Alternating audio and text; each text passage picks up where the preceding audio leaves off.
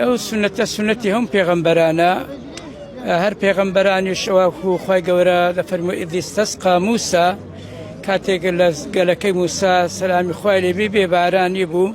ئەوانیش خەڵکەکەیان کۆ کردەوە بووە لە زەمانی پێغەمبەر سولەیمانەوە با لە سەردەمی پێغەمبەری خۆمان صلی الله علیه وسلم باران نەباریە پێغەمبەری خوا صلی الله علیه وسلم خەرچی بان کردیە بە حیواناتەوە بە هەموو سەر ئاژەڵەکانیشیانەوە ژن و مندار هەمویان هاتوونە شوێنێکی چۆل لە دەرەوەی شاری مەدینە ئەو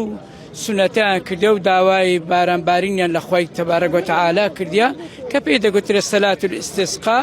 و لە بە کوردەواری خۆشمان پێی دەگوترێت نوێژە بارانە. حول حالنا إلى أحسن الحال خوای گەورە ئینشاءالله حالمان بگۆڕی لەوەی بارانی بۆ فەڕاحی بۆ خۆشی معناکەی زانایان دەفەرمون هەر ئەوەندێ و پێغەمبەری خوای صلی الله علیه وسلم ئەو کردەوەی کردووە و سەحابەکانیش ئەو کردەوەیان کردووە.